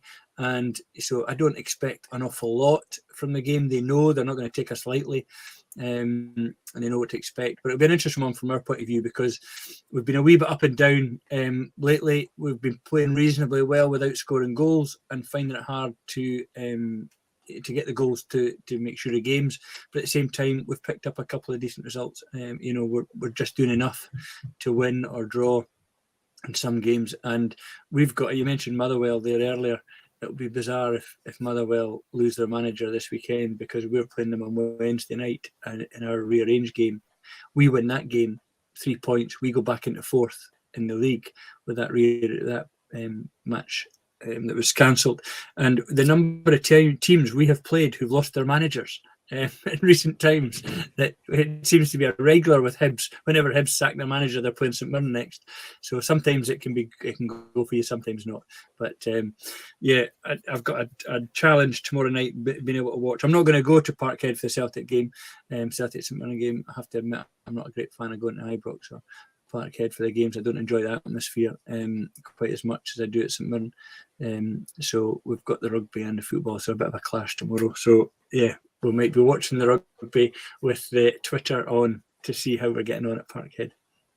What do you think of St Mirren's form this season, David? Because I was quite surprised last week that they were unbeaten run at St Mirren Park for, forgive me, I can't remember how many games. 12 games, and then Hibs just rocked up and beat them 1-0. So again, again, were you surprised? But also, how surprised, maybe not surprised, the form St Mirren's been in this season? Yeah, no, I was there last week, and it's a funny one because any team, really, and I think we said this the last time we were on, and Robbie feel the same, I'm sure. Any team can beat any team. And I'm just watching the messages that are coming in as they come in here as well. Celtic get a VAR red card in the 15th minute. St Mirren score through an own goal from a low cross in the second half extra time. So is that a Celtic fan? Do you think a pessimistic Celtic fan thinking that's what's going to happen? It says he's going to bed with that horrible dream, that nightmare tonight. If that's what's going to happen, I hope that's what happens. That'd be wonderful, but I don't see it. But St Mirren, to be honest, I mean, for the last few seasons, we've been, Jim Goodwin really started it. Jack Ross started it really, and started turning us into a better side. Got some better players in. Jim Goodwin came in, made us a really good defence, difficult team to beat, and we just struggled though to find strikers. I see Robbie shaking his head. Jim Goodwin. As soon as you mentioned defence and how to beat it, didn't happen to us. So yeah. No. I mean, to be fair, Robbie, it started a bit like that when he went to Aberdeen. And I remember speaking to some Aberdeen fans and said, "Look, you'll probably start pretty well with defence." With St Mirren, I said to a few of my Aberdeen friends, I'm surprised he's gone. I'm surprised Aberdeen have gone for him when he did, because I didn't think he was a complete manager yet. He still was learning. He'd still made a few mistakes at St Mirren. He'd gone on a terrible run before Christmas. We're just talking about a 12-match run we've had at home. When Jim was there leading up to Christmas, we had a 12-match run, I think, with no wins in the league. If Aberdeen had been looking for a manager in November, December, they wouldn't have been going for Jim Goodwin. 3 months later, we'd gone on a run of 11 games unbeaten. And suddenly Aberdeen looking for a manager, and he seems to be the one to go for. It was a bit bizarre for us because we knew that there was still an awful lot more he had to learn. But we'll move on from that, Robbie. I know that's been difficult for you, but don't worry, I like your clarification, David.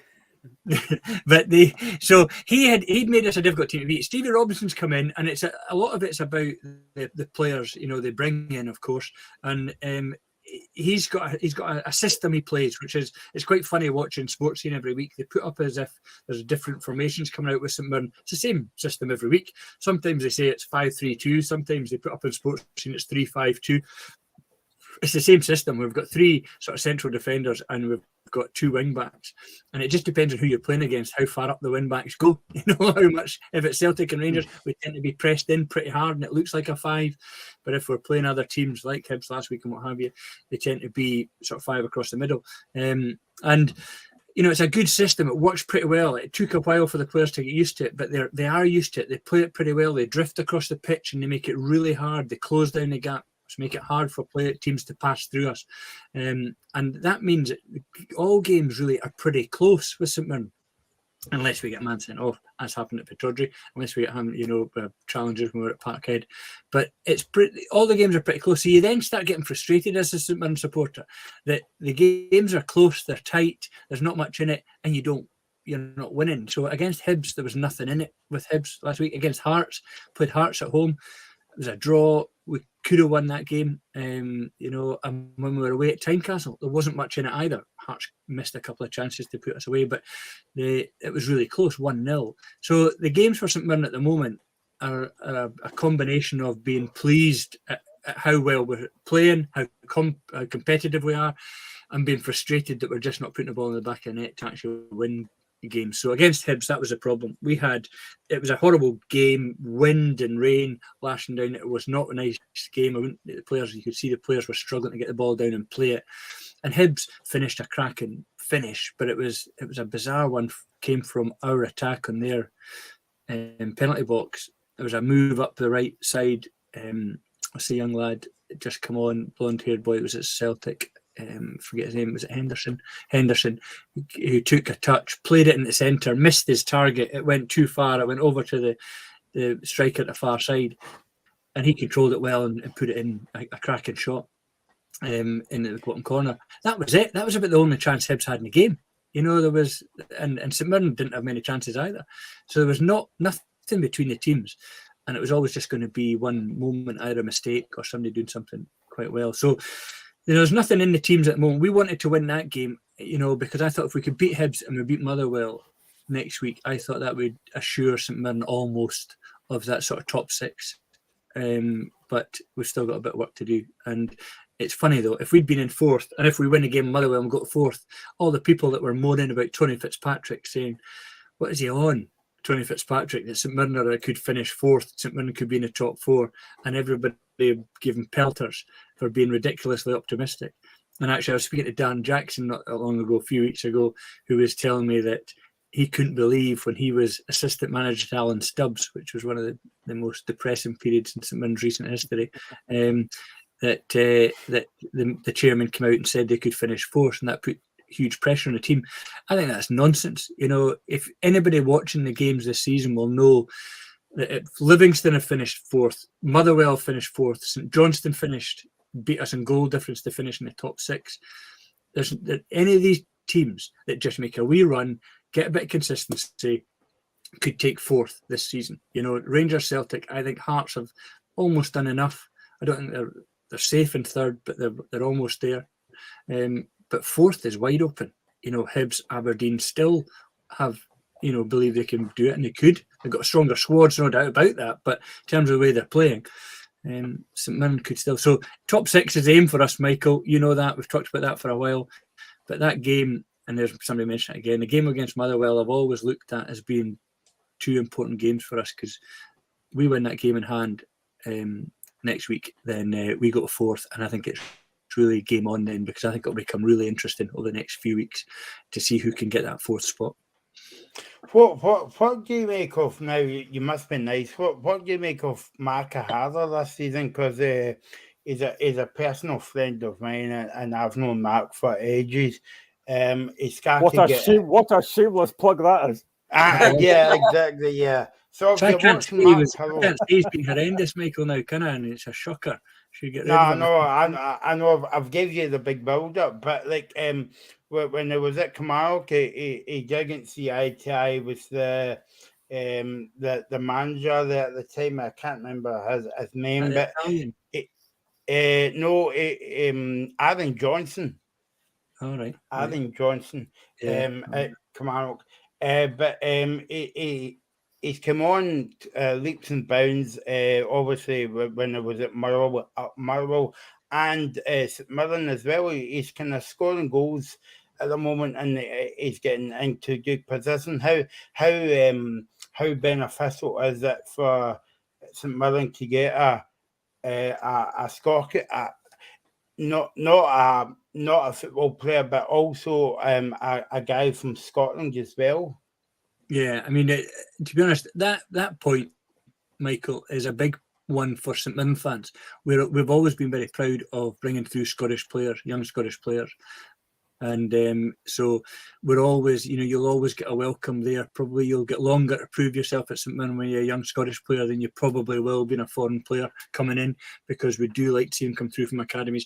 But Mark's been I didn't know much about Mark O'Hara really, you know, before he came, but I wouldn't say he's been a revelation, because people probably know he's a good player, but he's been a fantastic player for us. You know, he's you notice him when he's not there. He was really unlucky to get a red card during the early in the season, and one of those that seem to be happening now, where somebody makes a tackle, they win the ball, and where their foot ends up, then decides if they get a yellow card or a red card when they've won the ball. But he's been great, and you can see that in that Stephen Robinson's made him captain. You know, when we've been missing our experienced defenders, he's been captain for the team, and he's done extremely well. You know, he's a talented player, he's a skillful player. If you look at the goal that he scored a few weeks ago, can't even remember, a month or so ago, who it was against now, that's terrible. Was it Dundee United? Where he just stepped up and hit a rocket of a shot from about 28 yards, 30 yards. And it might be a bit closer, maybe 25, and dressed into the top corner of the net. And it was just a cracker. And he's got that in his locker. He's a skillful player. He can hit some great passes. He can strike the ball well. And he's a commanding player because he's got his tall guy. So one of the challenges that we have in midfield when we don't have Bacchus playing, and I think I said this probably controversially last time I was on a couple of weeks ago, that I wasn't too disappointed to see Ethan Erhahon go away. Delighted for Ethan. I think he's gone down to Lincoln City. He was man of the match in his first game down there.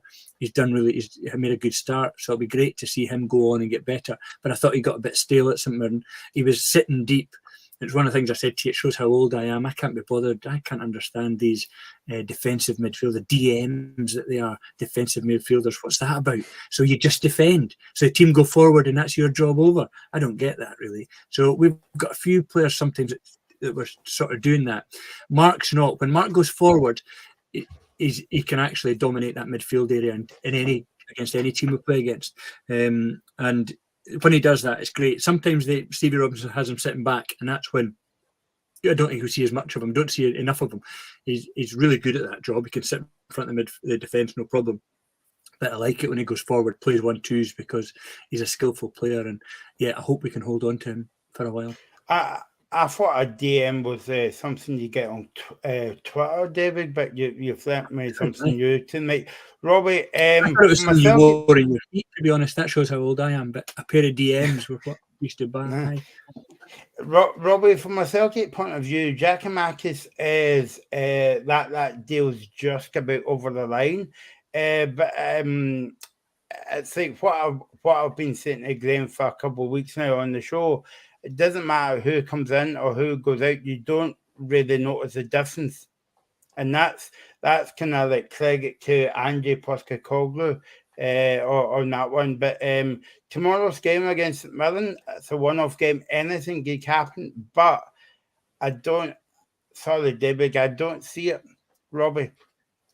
Yeah, that's the thing with Celtic. They built up, and that's what kind of annoyed me as a non-Old Firm fan in January, that Celtic are so strong and so ahead, and they were still bringing in top quality international players. Like, and as you say, Michael, they can switch about this side, and you wouldn't really notice too much. You've seen Juranovic leave after his terrific World Cup showing with Croatia, and Alistair Johnston come in and seems to fit in perfectly.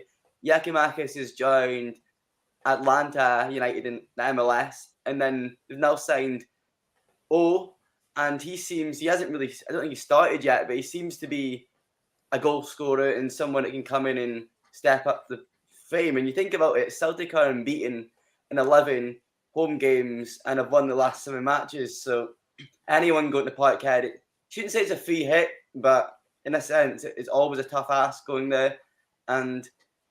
But St Mirren, I've just got as much chance as anyone. And as David says, there's been a lot of positives from St Mirren's season. And to win this game in hand, it's been well spoken about. The league season could be a memorable one. And there's no reason why they couldn't maybe write themselves in the headlines to dump Celtic out. Because you just need to catch someone cold on that off day. And you never know, get that. Maybe the person in the comments saying a sending off. You just never know. That sort of thing could happen. Complacency could set in. You don't see it under Ange very often because he has this "we never stop" sort of mantra. But St Mirren have done it at home this season and taking points off of Celtic. So can they do it in the cup? Graham, they were asking about Ange Postecoglou going to Leeds United today, and before anybody jumps on the bandwagon, no, he wasn't at Leeds because he wasn't doing a press conference today. It was John Kennedy, and he was saying that the manager is happy here. He's doing a good job, and he is in the middle of building something special. And he goes on to speak about tomorrow's game. He says we need to focus on this game, and the players has been excellent for us this season. He also referred to St Mirren. St Mirren's a good team. Stephen is doing a good job with a good team, and it'll be a tough game tomorrow. I mean, I'm actually very impressed. We managed to get 20 minutes talking about St Mirren. That never normally happens. And we've not only managed to get David on, but there's a St Mirren fan in the comments as well, Azalino. So yeah, I'm impressed by that. So yeah, just what a show we are. Yeah, I mean, I think the whole Postecoglou Leeds thing, I don't think that'll happen. I think Postecoglou seems to quite like it in Scotland. He's quite settled here, I think, and I think he'll be here for a wee while longer. And yeah, I think tomorrow is going to be a difficult game. You know what to expect from St Mirren. They're going to make it very difficult. I think St Mirren, and actually, I saw it in one of the comments earlier from Steve Barrett. Just trying to find his comment here. Yeah, Steve Barrett said, Saints have been nobody's easy beats this season. They are playing decent football and are defensively solid. One of the better sides to play at Tynecastle this year. I agree with that. I think St Mirren have been very impressive. I've spoken about him before as well. I think Curtis Main has been excellent for St Mirren this season. Very impressive. And St Mirren won't be an easy team to beat tomorrow. I think if they can keep it tight, try and frustrate Celtic, and you never know. I mean, I don't think Celtic will get anyone sent off because it's Celtic Park. So I wouldn't have thought that'll happen, but you just never know. Cup football is one of these games, and Robbie's right. Robbie did mention that you can catch teams cold. That could happen tomorrow. I don't think it will, but you just never know. St Mirren are going to make it very difficult tomorrow. And if by chance they could maybe even get the opening goal tomorrow, they've got something to hold on to. But it will be very difficult. I think Postecoglou can afford to make 5 or 6 changes and still be very, very strong tomorrow. So, yeah, it could be a difficult game, but I do think Celtic will have more than enough to get through. 2 more games to talk about, and then we'll get on to the real sport of the weekend, rugby. Don't forget, you can comment on anything that we're talking about on YouTube and Facebook Live, and you can send us a Twitter, or as David Ferguson referred to, DM on Twitter at the Locker Room Indie as well. We're here until 7 o'clock. Graham is watching out for the Hamilton Hearts team. That should be coming out in the next 5 or 10 minutes or so, and we'll bring you that one as well. Big game on the second VAR game of the weekend then is Rangers against Packet Thistle at Ibrox. Another Glasgow derby for Rangers and Packet Thistle fans can look forward to. Another game, it's on the telly at 4 o'clock kickoff in this one. David Ferguson, I'm not expecting a real kind of upset on this one.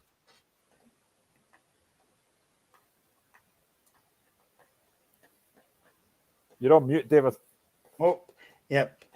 Sorry, Michael, I was just asking why. Why are you not expecting an upset? I'm not sure. The cynic in me would say, but I think Packet Thistle fans would have enough to go on about off the park at the moment by the kind of takeover. But it's a one-off game, anything could happen. And maybe a penalty in the game. I'm not sure. I'm just saying. It's at Ibrox. You got no chance. No, I know.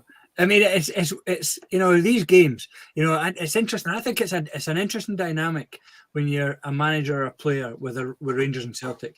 I've never been in that position. Don't know what that's like. But getting these players, particularly when you've got a good number of foreign players, up for a game like this, I think when you've got a lot of Scottish players, they know the humiliation they'll experience if they lose to a lower team. They know they have to walk the streets, they have to speak to their families and all the rest. Foreign players don't get that. They won't experience that. They'll not see that. So I think that's the challenge often for them, is to maintain that level of consistency and that approach when they've got a poorer team they're up against. And in the first 10 minutes, if they find it quite easy, often that can work against them. So, Robbie and Graham are saying it's possible. Of course it is possible that St Mirren could overcome Celtic tomorrow. But I actually think Rangers will be more complacent. I don't think Celtic will be complacent. I think that's a challenge we've got, and they'll be patient, I think, with St Mirren in a way that might not have been in the past, that we get to them. I think if Partick Thistle can go for a while in that game without Rangers scoring, Ibrox get behind, in a negative way, the fans start getting on the backs of the Rangers players. Because some players in that team, I think, will go missing. In that Rangers team, I think they've got a propensity to do that at times. Sometimes they just don't play. They just don't go looking for the ball, and they want to cruise a little bit. I'm not saying that's happening a lot lately, but the Cup is the occasion where that can happen, and that's where we sometimes see those results. So, it's up to Partick Thistle whether they can make a real game of it the first 20-25 minutes. Rangers score early on, it'll be all over pretty quickly. But if Thistle can keep it going, I don't know. I think there's a possibility of a bit of a surprise. Robbie, Michael Beale was saying today at his press conference that Kemar Roof is back in training, and Yanis Hadji has got another week under his belt. So I don't know if any of the two will be in the squad, but he says we will pick a strong team for Sunday. No update on John Souttar yet, Graham. That's a weird one. He's still out the team, and he was reluctant to give a time on John Souttar coming back into the squad. The only injury doubt for Rangers, well, not doubt because he's out the game this weekend, is John Lundstrom. He is out the team for Sunday. Robbie, so what do you make of this game? Yeah, Rangers Partick Thistle. I'd want to say it might be a tough game, and I totally agree with what David's saying, that the Ibrox crowd can get impatient if things are not going their way for a while, but also Partick haven't won an away game in the last 6 matches and haven't scored in the last 2 matches, coupled with not failing to keep a clean sheet in 8. Like, Partick are not in good form themselves, but sometimes league form can go out the window when it comes to this. And every player in that Partick ranks will want to make themselves a hero from that Firhill faithful and get the headlines. So you sometimes just need to stick in, not concede early, and you never know. But the form recently has been concerning, because I watched Partick at the tail end of last year and was winning against Dundee, then they fell apart and lost, and that showed that they was weak in a sense in the character to hold it together. And I think they could maybe get a goal at Ibrox, but can they put a complete 90-minute performance in to progress to the quarters? I have my doubts, especially because Rangers under Beale, they seem to have this way. I think that's 15 unbeaten for Rangers, and Beale seems to have got that never say die attitude that you see at Celtic. Seem to have that at Rangers as well. It's been some tight games, but they always seem to find that way of getting that points or getting that progression to the next round. Graham, Robbie was right there. Rangers has played well over the last few games that Beale's come in. But is it not a concern to you that they've never put a 90-minute performance together? It's only been 45 minutes here and there. Well, they did against Hearts, but that was more to do with the fact that we were awful. But yeah, I mean, I've not been overly impressed on Michael Beale's side. I mean, they have won games, but they've not been particularly great. They've not been overly dominant. I think teams have caused them problems apart from us. And at the moment, I think there's more chance of Pat Butcher making a return to EastEnders and John Suter playing for Rangers this season. I mean, I just think that Rangers, for me, there's something they're not having that kind of zip about them. Ryan Kent's been decent recently, but he's not been overly impressive this season. Alfredo Morelos only seems to score against Hearts, but they've not been overly impressive. And I think, again, I mean, I wouldn't think Partick will win this game, but they'll be hoping the Jags that can put a sting in the tail. I'm on fire. But yeah, I think Rangers probably will win by maybe 3 or 4. But again, you never know. If Partick can keep it tight, try and keep themselves in the game, I think they've got to do it in stages. Try and get through the first 10 minutes, then the next 20, and then just try and build it in stages. But if they lose an early goal, I think they probably will end up getting beat. But that Ibrox crowds, they can be very frustrated. And if they don't score early on, you just never know what could happen. I was just waiting for you to say fireball, Grim. I'm a fireball. Remember that? I'm a fire starter. I can actually give you the Hearts team news for tonight. So on you go. It's Xander Clark, Michael Smith, Stephen Kingsley, George Grant, Barry Mackay, Alex Cochrane, Toby Sibbick, Stephen Humphreys, Josh Ginnelly, James Hill and Robert Snodgrass. On the bench for Hearts, it's substitute goalkeeper Ross Stewart. Hopefully that's where he stays. Orestes Kiermont-Soglu, Nathaniel Atkinson, Cammy Devlin, Kyle Rowles, Andy Halliday, Alan Forrest, Garan Quall and Yutaro Oda. I've not got the Hamilton one yet, but that's the Hearts team news for tonight. There you go. So, and also, Robbie, before we get on to we have to speak about the Monday night game. Sorry, Robbie. So, if you want to go, I can see your point. If you want to nip off in a minute to make a cup of tea. But also, Michael Beale said today that we feel we could win this competition. We're in one cup final, i.e. in a few weeks' time against Celtic. And we want to be in another final. But before we can look ahead to the final, we've got to kick care of Packet Thistle on Sunday. Yeah, it's probably a cliche thing for manager to say in terms of one game at a time, but the pressure is always on. You just have to look at any media outlet, newspaper, pundits. Pressure is always on Rangers and Celtic to be getting silverware. And the fact that Celtic are running away with the league, this Viaplay Cup final at the end of the month, and then a Scottish Cup could be what saves Rangers fans from any humiliation in the Glasgow being green again this season. So I think, yeah, it's important for them to not be complacent, get past Partick, and see who they get in the next round. But there's no gimmies in Scottish football. We've all been around long enough to see that shocks. No one would have predicted St Johnstone to win the cup double, so you just never know. Now, I've got to bring you a bit of breaking news, and it concerns Pat Butcher. Ashley Scumberly says EastEnders is on the night, so I'll check if Pat Butcher has risen. So there you go. So yeah, so answers on a postcard, please. Maybe if you look for Frank as well. Maybe, I don't know. Frank Butcher. So that's the weekend games. One game on Monday night, and Switzerland Darrow against Falkirk. Another TV game, 8:15 kickoff on the old BBC. So let's begin by speaking to David Ferguson on this one. Were you surprised that Darrow dominated the whole game against Robbie? Against Aberdeen in the last round? We want Robbie to come back. Don't do that, Tim. The poor lad. No, I know, but he knows that's what you've got to put up with. You know, sorry, Robbie, but I have to put up with this much more often as a St Mirren fan. Yeah. So about time you stay there and stay in that seat. You're not allowed to move while we talk about Aberdeen's I'll take performance. the punishment. But I mean, it's just phenomenal, wasn't it? I mean, for everybody that wasn't an Aberdeen fan, it's what you live for in the Scottish Cups. You know, seeing these stories, and you know, for journalists who get pretty bored writing about the same sorts of things, if you weren't interested in Aberdeen, it's a great story. And watching the manager and his pre-match team talk that's gone everywhere, gone around the world, you know, and been flagged up. I'm sure he'll have loads of invitations to be speaking at places all over.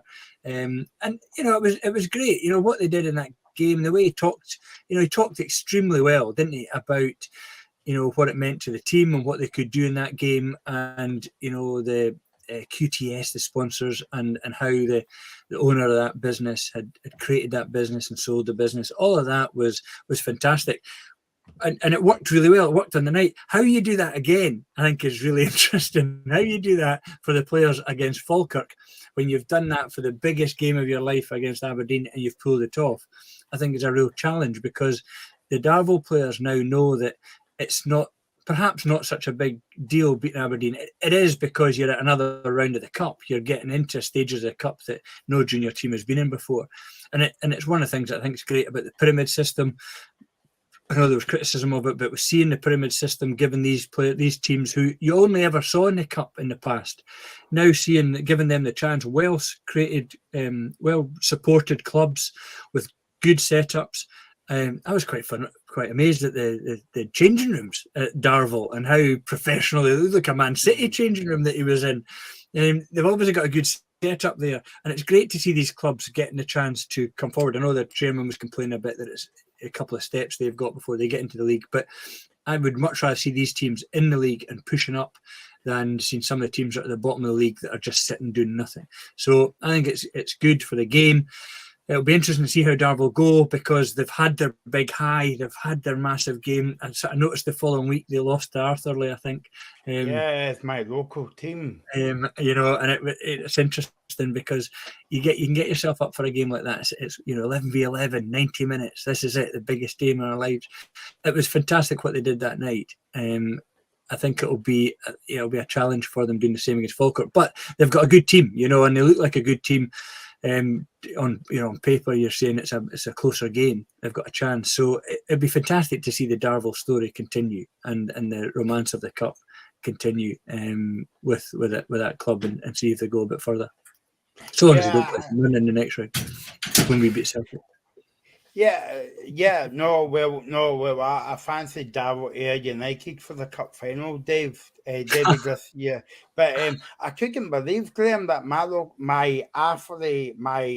Lee, back from Baheg, born and bred, they went there and we were getting beat 2-1 and we won the game 3-2. That's the way to do it, isn't it, Graham?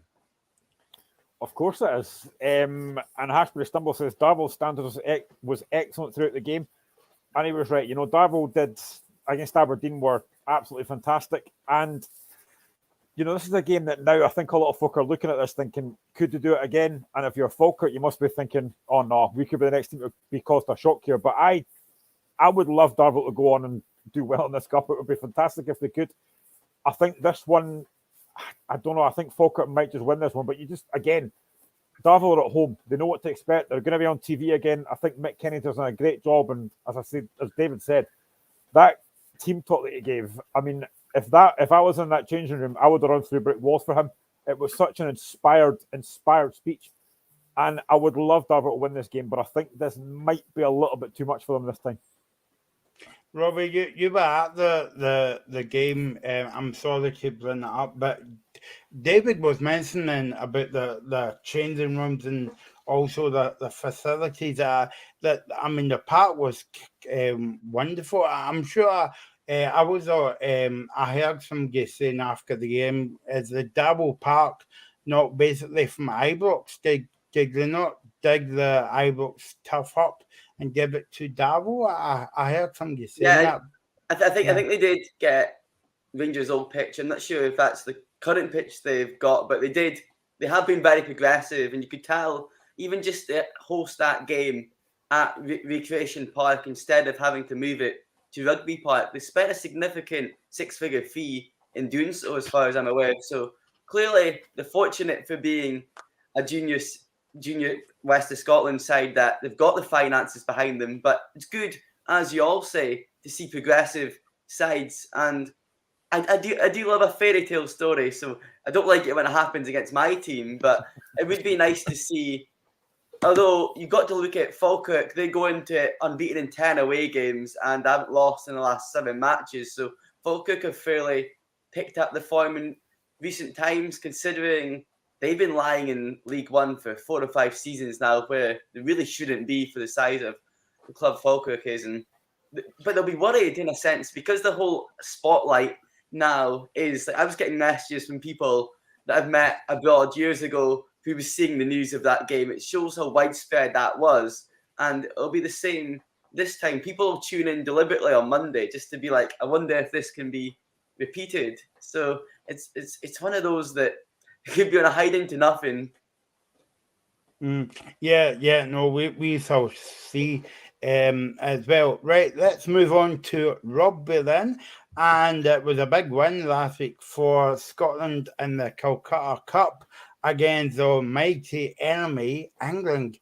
It was 23-29, and just in case you were interested in another game, Wales got beat against Ireland 10-34 in that game. Of course, the games this weekend, Ireland against France, England against Italy, and the big one that we are interested in the Doggy Weir Cup. And to be honest, I didn't realise that they were playing for the Cup, Doggy Weir's Cup tomorrow. Good to see it. Scotland against Wales tomorrow at Murrayfield.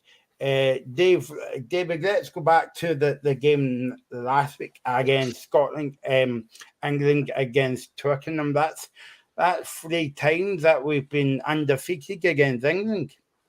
Yeah, it's phenomenal. I covered, I wrote about games for over 20 years. I was trekked down to Twickenham to report on games there.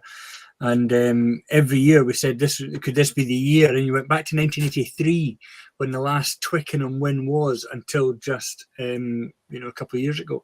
And we were writing, could it be 20 years? Could it be 22 years? Could it be 24 years? And it was, it was just a horrendous record that went. And it's a horrible place to be. Twickenham. It's one of the worst stadiums, one of the least enjoyable stadiums to be at. And it's, Millennium Stadium in Cardiff is a great stadium. Whoever wins, it's a great stadium. The singing, the noise, everything is phenomenal. Twickenham just dies a death during the game if England are winning. The fans expect England to win when they're there. So they get excited when they're losing for a bit, and then they just go, okay, that's fine, let's get into the pints, and we'll go home, we'll go out for the night. And it can be really deathly. The atmosphere is horrible, and I experienced that so many times. So it's been great to see Gregor Townsend and the team not just break that hoodoo, but go on and repeat it. you know, and they've done it well. It was great to see Sir Clive Woodward on the TV at the weekend saying Scotland deserved it. He doesn't give that away very often. He normally just bites at the English team and moans about the English team not playing well. But he was pretty praising. Johnny Wilkinson was the same. Ian McGeechan. Everyone admitting that Scotland deserved it. And so it wasn't a fluke. It wasn't something just that happened. I exchanged texts with Gregor in the afternoon, the Saturday afternoon, and I said to him, you know, what are you thinking now? And he says, the plan's to go and get them, go and take it to them. We're going to attack both wings. We're going to move the ball.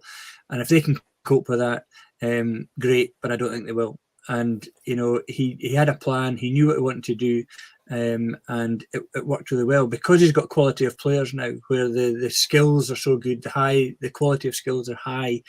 He's got a winger like Duhan van der Merwe, who is certainly not Scottish, but he certainly has made a huge difference to that team. When, you know, that try he scored, beating 5 players, and I don't know how many people saw the clip of Finn Russell on Twitter. I don't know if you've seen it during the week, where Owen Farrell came and smashed Finn Russell in the tackle just before that happened, and the ball came back. England kicked it.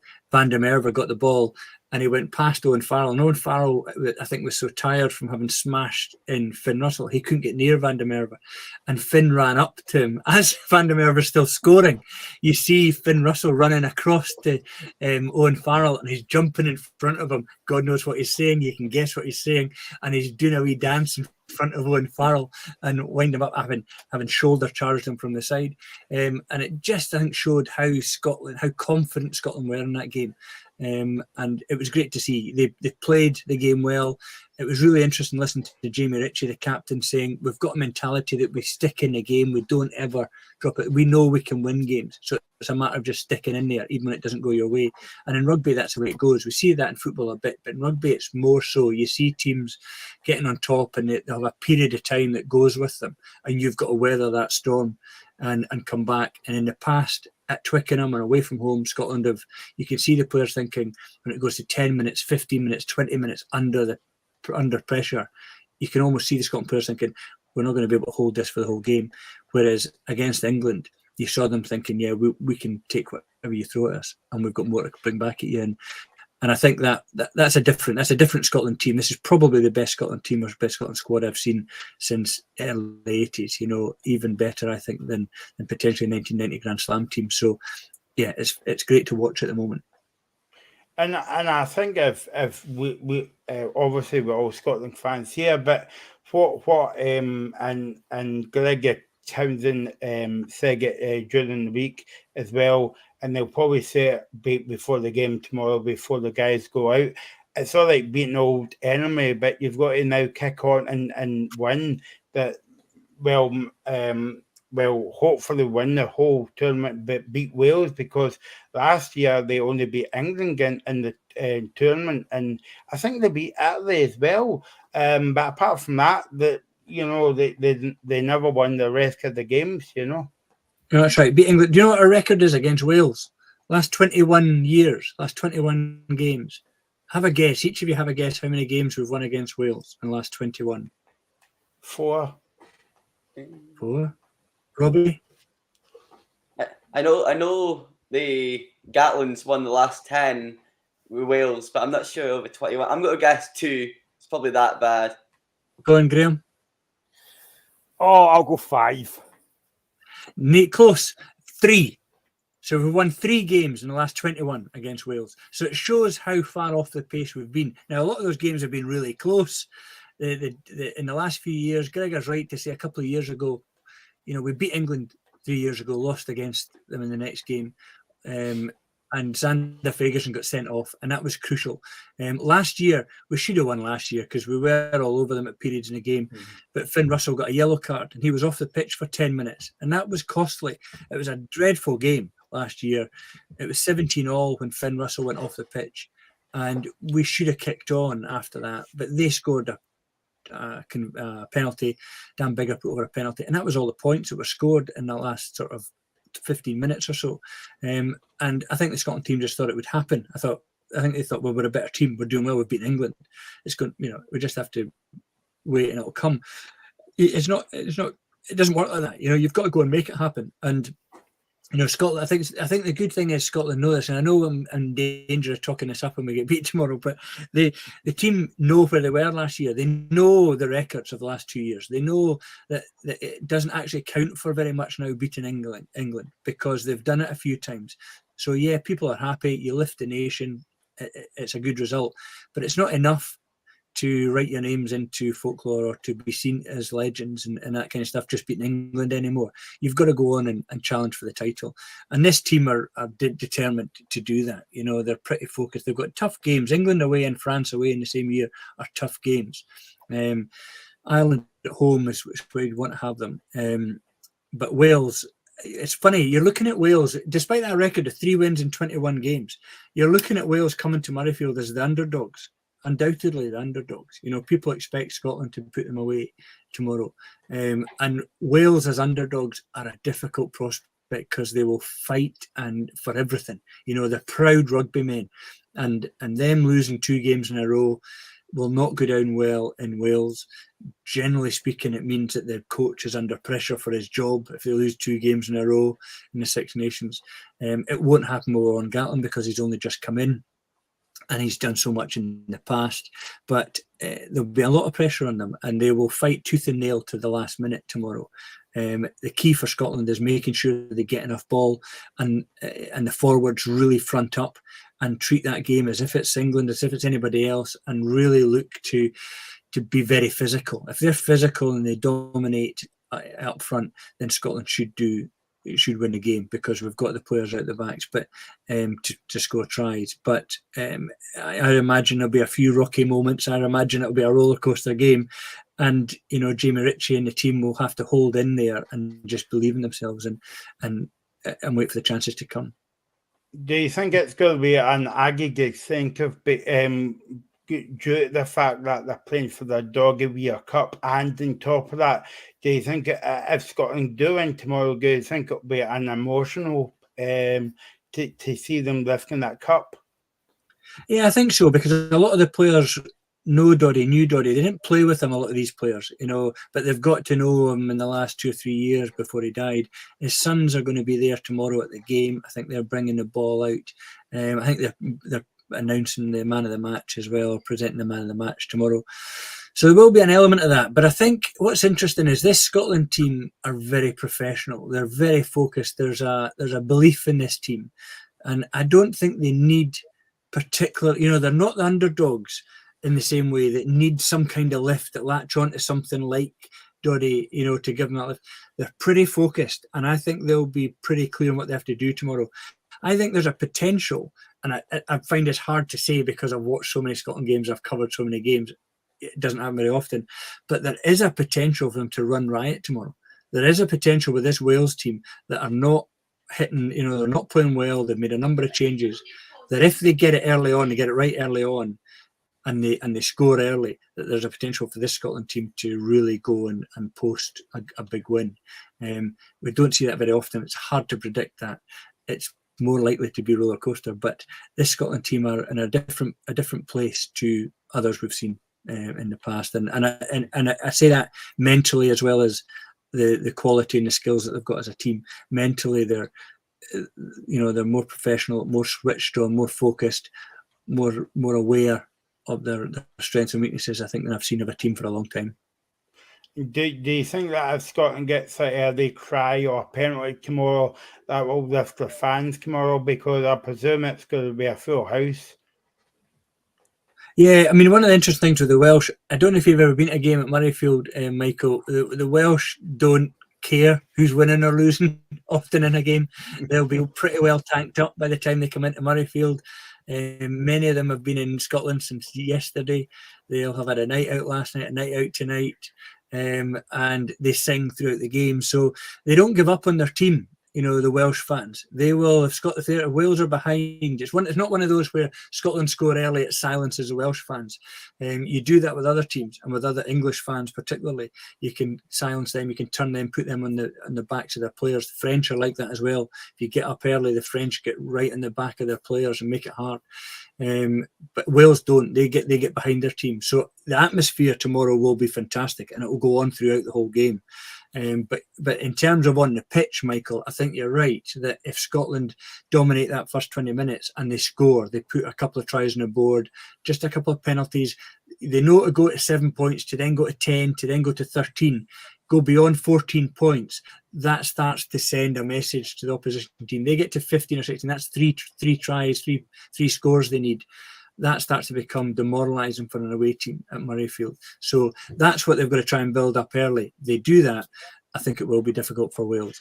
But yeah, Wales they'll have all the fire of the dragon tomorrow, because they're, after the result against Ireland, they see Scotland as being a chance to reclaim some sort of lost honour, I think. Graham, do you think that if Scotland win, not getting carried away here, but if they win the Six Nations this year, that will set them up nicely for the World Cup? I think it's in September this year. Yeah, absolutely. I think it'll be a great achievement. And I said this last week, there's no reason that Scotland can't win this. We've got that first win out, we've got that first game out the way now against England. Fantastic victory, great performance. The last 6 minutes, I thought, we're going to do this, but it was a great, great victory, and there's no reason that we can't. And I think we've got 3 home games as well, and having that Murrayfield crowd will be absolutely huge. And I actually wanted to ask David as well, and Robbie as well, that last week when I did the show on the Sunday, I tried to do that Duhan van der Merwe try justice, but it was impossible. That, for me, is probably one of the best Scottish tries I've seen. Where he picks that up, he's got no right to score from there. And it was just an incredible try, an absolutely phenomenal try. Yeah, it was so courageous. When I was watching that game and then seeing that happen, you just can't help. Like, I'm not a big rugby man, but you just can't help feel proud when you see someone go and take the ball from where he was and then go past all that players and then score that try, which proved pivotal. But I was going to ask David this, kind of what Gatland's responded to Wales's defeat to Ireland by making 5 changes. Do you think is that quite drastic? Do you think that'll make a difference with him freshening things up so much? Yeah, I mean, it will. He can do that. He's done that, and I think he can be quite ruthless. He shows that he's not, he looks to see how they can win a game, and he doesn't necessarily stick by players who've done it. And he's brought in some younger players. He knows. He wasn't the most praising of Scottish teams in the past. The number of times I interviewed him after games, and he'd be pretty dismissive of Scottish teams, and snidey. And, I thought, you just don't have much respect for Scottish teams at all. Now, you could see that possibly the record that Scotland had.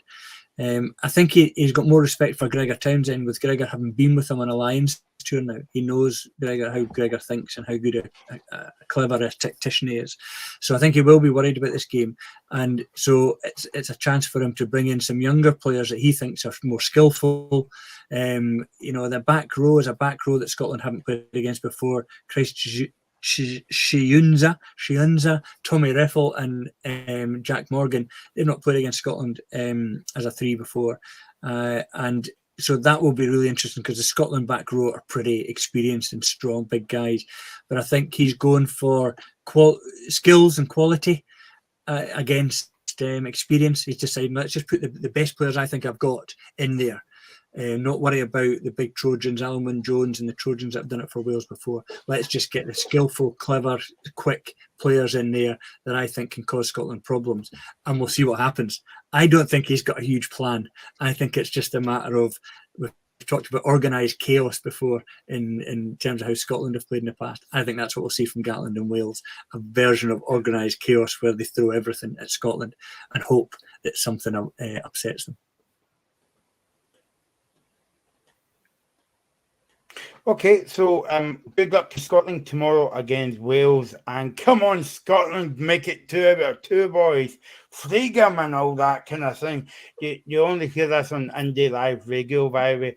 You wouldn't hear this on other radio stations as well. So thanks, David Ferguson. Enjoy your weekend, and let's hope Scotland wins tomorrow at Murrayfield. Robbie, thanks for joining me as always. My partner in crime, Mr. Graham Duffy, will be back on Sunday. Come on, the Jambo! We'll be back. I'm going to Hamilton Palace now. We'll be back on Sunday from 3 until 5 with a football roundup of the weekend. So enjoy your football and enjoy the rugby, and we'll see you here on Sunday at 3 o'clock. Thanks very much, Mike.